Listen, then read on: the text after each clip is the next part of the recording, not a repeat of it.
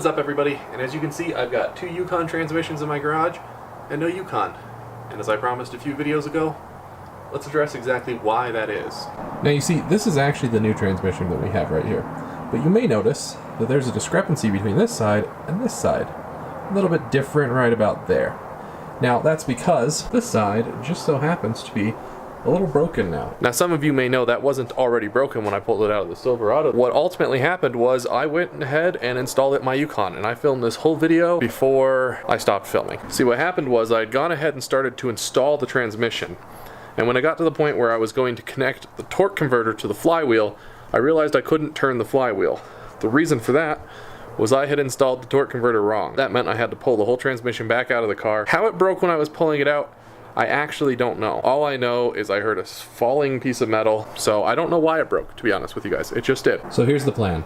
We are going to try and put that torque converter on that transmission in a much more controlled environment. What's broken about this transmission isn't the pump. The pump should still be fine. So if I find that I cannot get it into that transmission, but I can get it into this transmission, I will take that pump and put it on that transmission, because that still needs to be rebuilt anyway, and I can just rebuild that pump when I rebuild that transmission. We're gonna go ahead and start by figuring out our transmission issue, and then once this is ready, hopefully tomorrow as of when I'm filming this, I will be able to install it into the Yukon. But I need to make sure that torque converter goes in first. Now here is the torque converter we're gonna be using, or that we need to get installed. There's a little bit of fluid in there, that doesn't matter. We're not installing it permanently right now. We're just more or less seeing what we can pull off. So what is important that we need to do to help get this in there is we need to lubricate it up to make sure that it can safely go over. Lubricate up the O-rings.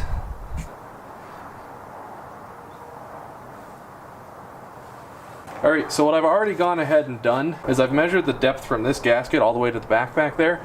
It's approximately 50 millimeters. Now I'll explain the way you're supposed to measure it and see what is actually the fit of this. I have seen what the equivalent of 50 millimeters is on this guy, and I'll use a post-edit arrow to point to it, but there's a ring on here. That ring is 50 millimeters in. Now let's go ahead and let's start trying to install this. Now, kind of want to get it on there, and you want to kind of finagle it and push it back. Now, that's pretty far back, pretty good starting point, but the measurement, and I'll just quickly show you, basically you take a straight edge, and you go across here, and then the distance between here and here should be 1 inch. Now, best we could get was 5/8. Currently we're sitting at 1/2 inch right now. So, we need to go another 1/2 inch back with this in order for it to be properly installed. Kind of just want to rock it a little bit while pushing it. You don't want to get too hard with it. It seems to be hanging up, but this is still only about 1/2 inch. And this is where the issue came into play when I was doing it, was I was about 1/2 inch in, not realizing I needed to be a full inch. Then I installed it because it was as far as I could get it. So I thought it was all the way in.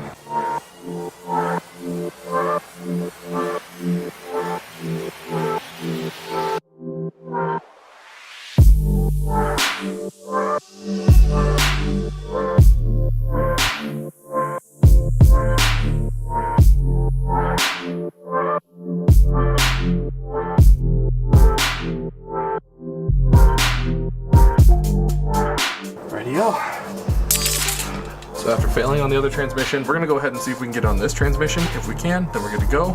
We'll just swap the pumps. If we can't, then I'm gonna be at a little bit of an impasse again.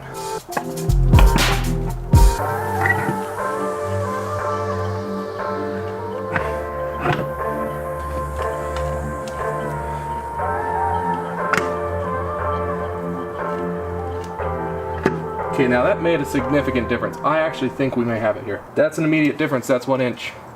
So it is a pump issue. We're gonna have to get a tool, take the pump off this transmission, and put it on that one. Then, we can install that transmission into the Yukon. Not something I'm gonna do today. I'll get the pump puller tomorrow, but that is good to know. That really puts my mind at ease to know that it's not the torque converter. That's not what they're supposed to look like. They're upside down. I was unfortunately unable to source a transmission pump puller tool at anywhere in my state. I have what I believe is a workaround in order to get these pumps out because I don't have a lot of time. On the internet, I have seen people claiming that you can gently finagle the transmission pump out of the transmission from behind, so we're going to have to try that. That means all of these 10 millimeters along here, as well as all of those 13 millimeters along there, have to come off. I'm going to do the 13 millimeters first so it spends the least amount of time exposed to the air. Although I am going to start with this one because this is the less important transmission to me. This one has to be rebuilt anyway. So we're going to remove the pan and see if we can get this transmission pump out. Hopefully we don't damage it because this is the good one. And then after we've learned our lessons with this one, we'll repeat the process on that one.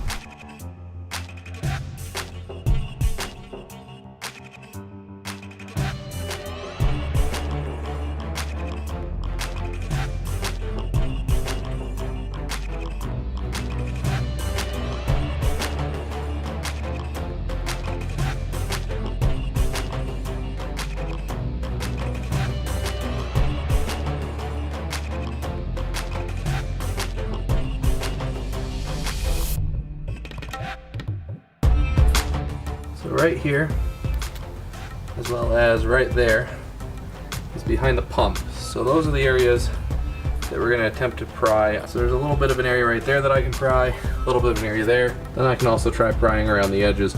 Once again, being sure not to damage this because this is the good one and we kind of need it.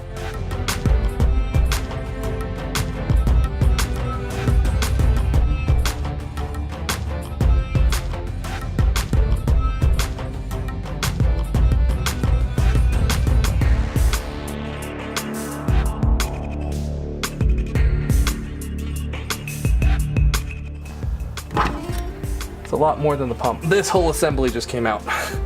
That is not just the pump. Let me go do something about this. So as you can see, we've got a lot more than the pump here.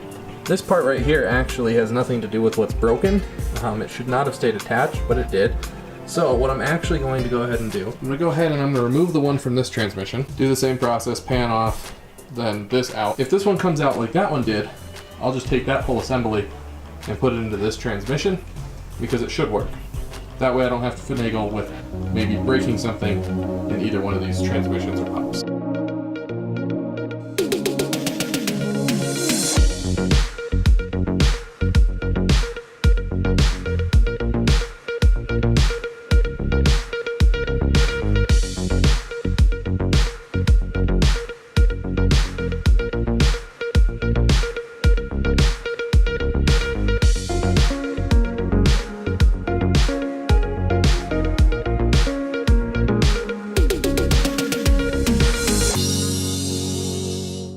So quick note, after having removed both pumps, I realized there's a little O-ring on the input shaft. If you remove that, it won't pull the whole planetary gear assembly out like I had to deal with. I have the pump right here. It still has the front planetary gear assembly attached to it. What I'm going to go ahead and do is I have a new set of gaskets here, including this guy, which we're actually not going to use. From a scrapped video that never got filmed, we're going to go ahead and we're going to replace the seal on here as well as this one.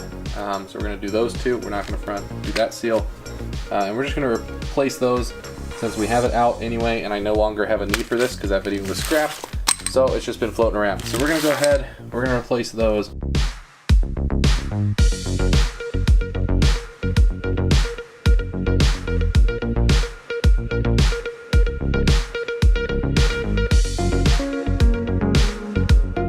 Alright, now with it ready to more or less go into the transmission here. Unfortunately, this little roller bearing right here came out when we pulled it out. That guy just goes right there. And now I think it's about time we can try and reinstall the whole assembly.